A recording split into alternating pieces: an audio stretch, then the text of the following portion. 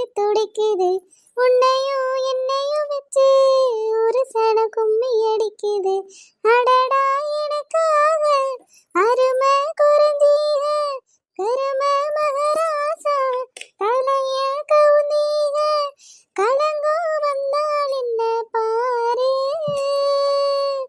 அது கூடலானுதான் பேரு. அடமந்தையில நின்னாலும் நீ வீரவடி தேரு, ராசாவே உன்னை நம்பி ஒரு ரோசா போயிருக்குதுங்க. ஒரு வார்த்தை சொல்லிட்டீங்க, அது உசிர வந்து ஒருத்ததுங்க. புஷ்பா, பாட்டு கச்சேரி நடக்கும். சும்மா பாடிட்டு என்ன இழிச்சாக்கா? சரி சரிட்டி, கிணத்துக்கு துணிக்கெல்லாம் சோப்பட போறேன். அதான் சரி நீயும் வரேன்னு 2 பேரும் போய் போட்டுடலாம்ல. ஒத்தையில பிறக்க ஒரு மாதிரி சரியா இருக்குட்டு. எவ்வளோ நேரம் இருந்து போடணும்? ஒரு வாரத்துக்குள்ள துணி நிறைய கிடக்கு. இந்த பிள்ளையோட யூனிஃபார்ம்லாம் சரியான கரை பார்த்துக்க. அதெல்லாம் தேய்ச்சி எடுக்கிறதுக்கே 2 மணிக்கூர் போல ஆகும் போல. ஒத்தையிலேருந்து துவைக்க ஒரு மாதிரி இருக்கும்ல. அதான் நீயும் வந்தால் 1 மணி நேரம் இருந்து சோப்பாட்டுட்டு எந்திரிச்சு வந்துடலாமேன்னு பார்த்தேன். வாரியாட்டி? எனக்கும் சோப்படியதுக்கு இருக்குக்கா. 2 நாளைக்குள்ளது இருக்கு. அப்பப்போ சோப்படிச்சுட்டா கொஞ்சம் வேலை குறையும் பத்தியில. நானும் வாரேங்க. வீட்டு வேலையெல்லாம் முடிஞ்சிட்டா புஷ்பா? முடிஞ்சிட்டுக்கா. எல்லா வேலையும் பார்த்து இப்போதான் அந்த பிள்ளைகள் பள்ளியிடம் போச்சு. போனக்கப்புறம் தானே மற்ற உள்ள வேலையெல்லாம் பார்க்க முடியும். சாப்பாடு இதெல்லாம் பார்த்து விட்டுட்டு அதில் அனுப்புனாதான் பாக்கி உள்ள காரியம்லாம் யோசியே பார்க்க வேண்டியதாக இருக்கு. இல்லைன்னு பாடா படுத்தி எடுக்காளுவாக்கா. சரி சரி புஷ்பா, நானும் இப்போதான் சோறு கறியெல்லாம் வச்சுட்டு இப்போதான் மாட்டுக்குள்ளதெல்லாம் தூத்து அள்ளி போட்டு வாரேன். சாணியெல்லாம் இப்போதான் மாட்டாவையே பிடிச்சிட்டு பண்ணாவளா. அந்த ஆள் துணியே மாச்சப்பட்டுக்கிட்டு ஒரு ஆயிச்சாட்டு அப்படியே போட்டு போட்டு வச்சுட்டேன். பார்த்துக்கு நிறைய வந்துட்டுட்டி. அதான் சோப்பு போட்டு காய போட்டோம்னா அது பாட்டு காஞ்சிட்டு கிடக்கும்ல. போவாங்க. நெட்டவழி அவளையும் கூட்டா நல்லா பேச தனிக்கு ஆள் இருக்கும். புஷ்பா புஷ்பா, ஏங்க எப்படி அலறிட்டு வாரிய? ஊர் கதை விட ஆரம்பிச்சாச்சுன்னா வேற ஒண்ணும் ஞாபகம் இருக்காது. வீட்டை பத்தி காட்டை பத்தி இருக்க மனசுல பத்தி ஒண்ணும் ஞாபகம் இருக்காது. அப்படியே நின்று நீட்டிட்டு நிக்க வேண்டியது. அடுப்புல என்னத்தை வச்சா எல்லாம் கரிஞ்சு போய் மேல அந்த ஆள புகையா போயிட்டு இருக்கு. உனக்கு என்ன மனம் கூடவா வரல? நின்று இப்படி கதை விட்டுட்டு இருக்க. ஐயோ காப்பிங்க. காலையில எல்லாரும் காப்பி குடிச்சில. எனக்கு எங்க நேரம் இருக்கு இந்த பிள்ளைகளை பார்க்க? சோறு கட்ட இந்த பிள்ளைகளை பள்ளியோடத்துக்கு அனுப்ப முடிகட்டி குடிக்க இதானே நேரம் இருக்கு. யாராவது காலையில இருந்துச்சு ஏதாவது வேலை பார்த்து தெரியல. உங்க அம்மாவையே வாட்டிக்கு இருந்துக்கிடாவே. இந்த பிள்ளைல அதுக்கு மேல 8 மணிக்கு எந்திக்காளுவ. 8:30க்கு போக வேண்டிய ஸ்கூலுக்கு. அவளுக்கு பெறத்தோடி வாழ்ந்து கிடக்கு. ரிப்பனைக்கான கிளிப்பக்கான சாலக்கான பின்னக்கானு. பிறகு நான் கிடந்து எப்ப காப்பி குடிக்கிறது? காப்பி குடிக்கவே மறந்துட்டேன். அந்த ஆளை கொஞ்சம் தாகமா இருக்கே குடிப்பமேன்ட்டு அடுப்புல வச்சேன். சரி அது சூடாயதுக்குள்ள மித்தத்து துட்டு போயெல்லாம் நீங்க வந்தேன். அந்த அளவு கரைஞ்ச ஆவிய போயிட்டா. அதை பாத்தியில அமர்த்திருக்க மாட்டியா? அதை அமர்த்ததுக்கும் நான் தான் வரணும். அமர்த்தியாச்சு. ஒரு வேலை சொன்னா அப்படி கதையா விடுவ. ஆமா கதை முடியாவ. காலையில என்ன கோவப்படுத்தாதே போவாங்க. நான் என்ன கதையா சொல்லிட்டு இருக்கேன். காலையில இருந்தப்ப இந்த வேலையில நீங்க பாத்தீங்களாக்கோ கதை விடுதாவலாம் கதை. இப்போ இவ்வளவு வேலை பார்த்து இப்ப மித்தம் துட்டு பட்டு துணி அலசனா கிணத்துக்கு அவ்வளோத்தையும் அள்ளிட்டு போடும். வீட்டுல தண்ணி குறவா தானே இருக்கு. தண்ணி பிடிச்சு நீங்க ஊத்திலோ. எல்லா வேலையும் நான் தான் பார்க்க வேண்டியதா கிடக்கு. அதுட்டு ஏசுவாவிய போவாங்க. எனக்கு தெரியும். அமத்தி பட்டியல அந்த ஆளை கிடக்கணும். கரைஞ்ச சட்டி தானே பிறகு நான் கழுவிக்கிடியே. நீங்களா கழுவு பெரிய? எம்மா ஒரு குத்துக்கு அடுவள்ளி போட்டா பொறிஞ்சு தள்ளிரும் போல அப்படி இருக்கு. ஆமா இவிய மட்டும் நல்லா அன்பா சொன்னாவ. விடுட்டி பாருங்கக்கா எப்படி ஏசுதாவன்னு. அது கேஸ்ல வச்சுட்டு வரியா எதுவும் பாதாயிரமும் டீ எதுவும் பிடிச்சிருந்து சத்தம் போட்டுருப்பாவ. எக்கா காலையில என்ன 2 மீட்டிங் போட்டு கிடக்கிய? ஆமா தாயி. சரி அதெல்லாம் கிடக்கட்டும். ஊருக்குள்ள கரண்ட் பில் எடுக்காவ. வாங்கக்கா போவோம் போய் பாப்போம். டீ எங்க வீட்டுக்கு எடுக்காம தான் இருக்கு. சொன்ன அந்தாலும் பார்க்காமே ஓடிடுவாரு. வாங்கட்டி போய் பாப்போம். புஷ்பா கரண்ட் பில் எடுக்காவலாம். என்ன ஏதுன்னு பார்த்துட்டு ஓடிடுவோம். நீங்க முன்ன போவாங்கக்கா. நான் அட்டை எடுத்துட்டு ஓடிடுறேன். சரி டீ.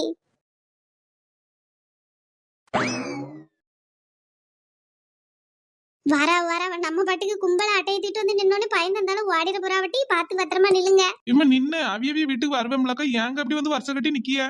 ஆமா எங்க வாரிய? போன மாசம்லாம் கரண்ட் பில்லு வாங்கின மட்டும் எடுத்துட்டு அப்படியே ஓடிட்டியல. எங்க வீட்டு பக்கம்லாம் வரவே இல்லை. பிறகு நாங்க எப்படி கரண்ட் பில்லு அடைக்கிறது? அவிய விட்டு பீஸ் கட்டே இப்படின்ட்டு போயிட்டாங்கன்னா அந்த ஆளு சும்மாவே எனக்குலாம் உறக்க வராது. பேன் சத்து எங்கன்னா கிரு கிரு கிருகிறான்னு கேட்டுட்டே இருக்கணும். அப்பதான் நல்லா உறக்க வரும் பார்த்துக்குங்க. தாளாட்டு மாதிரி பேன்லாம் இல்லாம தூக்கமே வராதுன்னே. நீங்க பாட்டுல கரண்ட் பில்லு எடுக்காம போயிட்டீங்க. யாருக்கு நஷ்டம்? அதான் சரி உங்களை தேடியும் ஓடி இருந்தாச்சு. ஏமா போன தடவை வந்தப்போ உங்க வீட்டுக்குலாம் வரலாமா செஞ்சேன். அது இந்த பேண்ட் சட்டை போட்டிருக்க அக்கா. உங்க வீட்டுல எல்லாம் ஒரு நாய் கிடந்துச்சு. என்ன குலைச்சிக்கிட்டு உள்ளேயே விடல. அப்புறம் எப்படி நான் கரண்ட் பில் எடுக்கிறது? கடிச்சு கிடிச்சு போயிட்டுனா எனக்கு கிடைக்கிற சம்பளத்துக்கு நான் ஆஸ்பத்திரிக்கு வீட்டுக்கு அலையே தான் நேரம் இருக்கும். அந்த தான் பயந்து போயிட்டேன். என்னென்ன சொல்லுதியே? நாயா? எங்க வீட்டுல நாயெல்லாம் கிடையாதுனே. நீங்க இந்த வெள்ளை சட்டை கட்டிக்கிட்டு பச்சை சட்டை போட்டிருக்குமே அதை பார்த்தா சொல்லுதியே. என்ன அது எங்க மாமியார்னே. இருந்தாலும் உனக்கு கொழுப்பு கொஞ்ச நஞ்சு இல்லாமட்டி எப்படி சொல்லுதா பாருங்க இழுச்சக்கா. அவிய மாமியா கேட்டாவ தின்னு விடுவாவ. ஏக்கா அதெல்லாம் இல்லக்கா, ஒரு நாய் நல்ல கருப்பு கலர்ல இருந்துச்சுக்கா, பயந்து போய் தான் போயிட்டேன், குலைச்சிட்டே நின்னுச்சு. சரி சரிண்ணே, இனிமேலாம் வந்தீங்கன்னா எங்க போன் நம்பர்னாலும் தாரோம், போன் பட்டுட்டு வாங்க, நீங்க பாட்டு கரண்ட் எல்லாம் எடுக்காம போயிடாதீய. ஆமா 200 யூனிட் ஃப்ரீன்னு சொன்னாவல, அது வந்துட்டா இனி எல்லாம் கரண்ட் பில் வராதுல.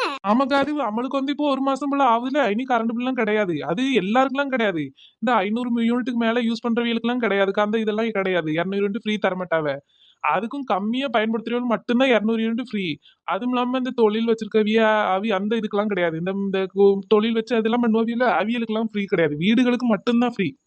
அப்படின்னா எங்களுக்குலாம் ஃப்ரீ தானே. நாங்க என்ன மாவு மில்லும் அரிசி முள்ளுமா வீட்டுல வச்சு ஆட்டிட்டு கிடக்கோம். நாங்க போடையதே 4 குண்டு பல்பும் 2 ஃபேனும். அதுக்கு எவ்வளவு கரண்ட் பில் வந்துற போது? ஏற்கனவே 100 யூனிட் ஃப்ரீயா இருந்தப்பயும் பெருசா கரண்ட் பில்லும் வரது கிடையாது. அப்ப ஒரு 100 50 தான் கரண்ட் பில் வந்துட்டு அடைஞ்சு. இப்ப 200 யூனிட் விட்டுட்டாவில, இனி எங்களுக்கு கரண்ட் பில்லே கிடையாது. ஆமா, அப்படின்னா எனக்கும் நம்பி கரண்ட் பில் இருக்காது. எனக்கு நேரத்திலேயே கரண்ட் பில்லே வராது, கம்மியா தான் வரும், ரொம்ப கம்மியா தான் வரும். அதுக்கு முன்னாடியெல்லாம் ரொம்ப கொள்ள காசு தான் வந்துட்டு இடந்துச்சு, 300 400 வந்துட்டு இடந்துச்சு. வேற இப்பெல்லாம் ஒண்ணும் கிடையாது. எங்க வீட்ல எல்லாம் என்னம்னே இருக்கு, பிரிச்சு இருக்கா, துவைக்கிற மிஷின் இருக்கா, ஒண்ணும் கிடையாது. அந்த 2 பேனோட அதுவும் பொழுதன்னைக்கு நாங்க இப்படி வெளியிலேயே தான் சுத்திட்டு கிடப்போம். ராத்திரி தான் போய் அந்த பேனை போட்டு கிடந்து உறங்கியது. அதுக்கு என்ன கரண்ட் பில் வந்துட போதும்? ஆமாக்கா, அப்படின்னா உங்களுக்கு கரண்ட் பில்லாம் வராது. 500 யூனிட்டுக்கு மேல யூஸ் பண்றவங்களுக்கு தான் 200 யூனிட் ஃப்ரீ கிடையாது. மற்றபடி 500 யூனிட் கீழே வரவங்களுக்கு எல்லாருக்குமே 200 யூனிட் ஃப்ரீ தான். அது போக மிச்ச பைசா மட்டும் அடைச்சா போதுங்க. அப்புறம் இந்த தொழில் வச்சுருவீங்களா, அதுக்கு அவியலுக்குலாம் எந்த ஃப்ரீயும் கிடையாது. அவியெல்லாம் ஃபுல் அமௌண்ட் கட்டி தான் ஆகணும். இந்த வீடுகளுக்கு இதுகளும் மாதிரி தான் ஃப்ரீ. உங்களுக்குலாம் போய் நீ வராதுக்கா.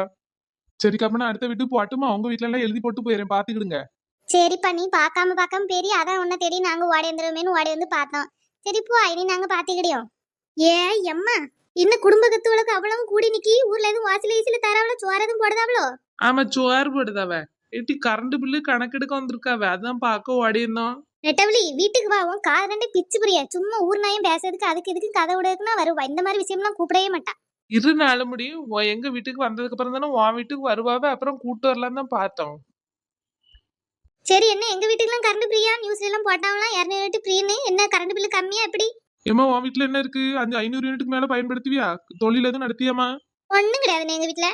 வேற வேணாமா? 200 யூனிட் ஃப்ரீ தான். சரி, எனக்கு அடுத்த வீட்டுல வேலை இருக்குமா, நான் போயிட்டு வரேன். பாவி இப்படி பண்ணிவிட்டாவ. ஏன் நாலு முடி உனக்கு என்ன கவலையாவா இருக்கு? அவ்வளவு பொம்பளையிலும் சந்தோஷமா இருக்கு, உனக்கு மட்டும் என்ன கவலை வந்து கிடக்கு? அது இல்ல இளிச்சக்கா, இந்த மாசம் கரண்ட் பில் அடைக்க போறேன், ரேஷன் கிடைக்க போறேன்னு இப்படியே சொல்லி சொல்லி நெட்ட காலண்ட நல்லா துட்டுவாங்க பார்த்துக்கோங்க. கரண்ட் பில் இந்த நெட்ட காலனுக்கு செல்லுல அப்படிலாம் அடைக்க தெரியாது. நான் தான் கொண்டு கெட்டுவேனா, அந்த ஆள 500 கரண்ட் பில்னா 600 700 பில்ல போட்டு 2 200 300 நான் எடுத்து வச்சுக்கிடுவேன். இனி எப்படி போய் கரண்ட் பில்லு கட்டி எப்படி துட்ட வாங்கியது? இனிமே ஒன்றும் தரமாட்டான்னு நெட்ட கால அதான் போட்டாவளே. ஏன் எம்மா கள்ளி? ஆமா, கள்ளி குள்ளின்னுக்கிட்டே வாங்கக்கா, செலவுக்கு ரூபா தந்தா நாங்க ஏன் அப்படி ஏமாத்த போறோம்? ரூபாவே தர மாட்டாங்க. 10 பைசா காய்கறி வீட்டுக்கு குழம்பு வைக்க வாங்கிட்டு வானா 1 கிலோ காய்கறி வாங்கிட்டு வந்து 1 வாரத்துக்கு வைக்க சொல்லுதாங்க. எப்படி வைக்க முடியும்னு சொல்லுங்க? என் வீட்டுல எல்லாம் 1 கிலோ காய்கறி ஒரு நேரத்துக்கு சாப்பிட்டுட்டு இருந்தேனா, இங்கெல்லாம் வந்து எப்படி துருமா இழைச்சி போயிட்டேன் பத்தில. எங்க அம்மா எல்லாம் என்ன பார்த்தா அப்படியே கண்ணுல இருந்து ரத்தமா ஒழுவுங்க. ஏன் கண்ணுல கம்ப விட்டு குத்திருவியோ? வாட்டி கண்ணுல கம்ப விட்டு குத்துதாவ.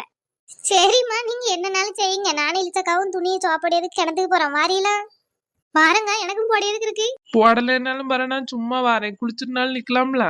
சரி, சுடிதார்காரையும் கூட்டாரேன், பிறகு அவ குவாச்சி விடுவாக்கா. போய் யார் யாரும் சுடிதார்காரியா பேண்ட் காரி எவாவா கூட்டாரணுமோ கூட்டுவாங்கட்டி, போய் துணி அழைச்சிட்டு வருவான். ஏக்கா புஷ்பாக்கா, காலையில உங்க வீட்டுல இருந்து அடுப்புல வச்சுட்டு மறந்துட்டீங்களா? ஒரே கரிஞ்ச மனம் பத்துக்கங்க. எங்க வீடு வரைக்கும் புகையா வந்துட்டுக்கா. நானும் எல்லார் வீட்லயும் கேட்டு பார்த்துட்டு எவா வீட்லயும் இல்லைன்ட்டாளுவ. எம்மாடி உன் வீடு வரைக்கும் மம்டி அடிச்சது? அவ எங்க வீட்டாரையும் நல்ல ஏசு பத்துக்க. காலையில நான் நம்பி இந்த பிள்ளைல அனுப்புற அவசரத்துல காப்பி குடிக்க மறந்துட்டேனா, அந்த ஆளை காப்பியை கொஞ்சம் சூடு பண்ணி குடிக்கலான்னு அடுப்புல போட்டேன் பத்துக்க. அந்த ஆளை வெளியில வந்து மித்தம் தூத்திட்டு இருந்தேன். இளிச்சக்கா வந்து துணிக்கு சோப்பெல்லாம் பேசிட்டு இருந்தாவளா, அப்படியே கதை விட்டுட்டு நின்றுட்டேன். காப்பி அடுப்புல வச்சது அந்த ஆளு ஞாபகமே இல்லாட்டி அயத்து போனேன். அது கரைஞ்சு புகையா மேல வந்து அந்த சட்டையெல்லாம் 1 ரூபாய்க்கு ஆகாது பாத்துக்க. இது என்ன ஏசு காலையில அங்க வரைக்கும் அடிச்சிருக்கேன்னு. ஆனா எனக்கு ஒரு துளி கூட வாட வரலாம்ட்டி. இவ வந்து ஏசுனதுக்கு அப்புறம் தான் எனக்கே ஞாபகம் வந்துட்டு அடுப்புல வச்சிருந்தமேன்னு. நல்ல மனங்க எங்க வீட்டு விலையும் வந்துச்சு. எங்க வீட்டாரெல்லாம் கேட்டாவ, என்ன நம்ம வீட்டுல எதுவும் வச்சிருக்க, எதுவும் வச்சிருந்தா போய் பண்ணுனாவ. நான் பார்த்துட்டு ஒண்ணும் இல்ல. இப்போ வெளியில இருந்தா யார் வீட்லயும் வருதுன்னு பார்த்தா எல்லாத்தையும் கந்த கீதா வீட்டுல எல்லாம் கேட்டு பார்த்தேன், எவ்வளவு இல்லைன்னு சொன்னானா. அதான் சரின்னு உங்க வீட்டுல கேட்டேன். எங்க வீட்டுல நம்பி காலையிலேயே கரைச்சு விட்டுட்டேன். ஏட்டி 4 மணி நேரா கிடந்து குழி, உள்ள எதுவும் முங்கி செத்துறாத. இல்லக்கா சும்மா தான் அப்படி இருக்கேன். நான் தான் அமுங்கி இருக்கேன். இருக்கதே முட்டளவு தண்ணி இதுல ஏன் கழுத்தளவுக்கா இருக்கு. சும்மா அமுங்கி இருந்தேன். ஏக வாரவிய தான் வந்திய துணி எப்படி அழுக்கு துணியை ஆளுக்கு ஆளுக்கு அள்ளிட்டு வந்தீங்களே தவிர கொஞ்சம் சோறு யாருனாலும் அள்ளிட்டு வந்துருக்கலாம்ல. நல்லா வயித்த பசிக்கிக்கா. நீங்க எப்ப சோப்பட்டு எப்ப வீட்டுக்கு போய் சாப்பிடியது? பேசாம இழிச்சக்கா தோட்டத்துல மாங்காய் கிடக்கல, நாளை பறிச்சு தின்றோமா? மாங்காய் பறிச்சு திங்க போறியா? வாயில வேற ஏதாவது வந்துட போகுது எனக்கு. அது இப்பதான் அப்படி காய்ச்சி கிடக்கு. அவ்வளவும் பிஞ்சு வீணா ஆக்கிவிடாதியே. நீங்க போய் நான் மாங்காய் பறிக்கணும் அவ்வளோத்தையும் பிஞ்ச பூரா கீழே கிள்ளி போட்டுருவிய. கஷ்டப்பட்டு விதைச்சாலும் கடைசியில ஒன்றும் கிடைக்காம போயிரும். கம்மன் இருமாட்டி ஆற வழியில கண்ணை எங்கெல்லாம் வச்சுட்டு வரா பார்த்துக்க. தரையை பார்த்து நடக்குதுன்னா நடக்க மாட்டாளுவ. மரத்துல என்ன தொங்குது, செவுத்துல என்ன தொங்குதுன்னா பார்த்துட்டு வருவாளுவ. எம்மா ஒரு மாங்காய் தரவலான்னு பாரு இத்து போனவிய. நீ என்ன சொன்னா நான் ஒன்றும் தரமாட்டேன். நீ வட்டு வளவேன். வளர்க்கவியலுக்கு தான் தெரியும் எவ்வளோ கஷ்டம்னு. அதுவும் அழகா 2 மாங்காய் பறிச்சுட்டு இன்னும் பரவாயில்ல. அவ்வளோம்ல நீ பிச்சு போடுவ. ஒரு வாய்க்கு ஆகாது. நான்லாம் தரமாட்டேன். அவியல் டென்னட்டி நெட்டாலி கெட்ட கிடக்க நம்ம போறப்ப பறிச்சுட்டு போவான். எனக்கும் சாம்பாருக்கு 2 மாங்காய் தான் தேவைப்படுது. இப்படி சும்மா இருந்துருங்க. கெட்ட எரிச்சல் வந்துடும். அப்புறம் பிறகு நல்ல ஏசிரம் பத்துக்குங்க. அவ்வளோ கிடக்காத இழிச்சக்கா என்னமோ சொல்லிட்டு இருக்கட்டும். நீங்க வேமா சாப்பிடுங்க. மழை வேற வர மாதிரி இருக்கு. ஒரு மாதிரி இட்டு கட்டிக்கிட்டு நம்ம கொண்டு காயப்பட்டு எடுப்போம். இல்லைன்னா எப்போ காயறது வீட்டுக்குள்ள போடையதுக்கு இடம் கிடையாது. பிறகு நல்லா ஒரு மாதிரி நாத்தடிக்க ஆரம்பிச்சிடும். ஆமாட்டி புஷ்பா.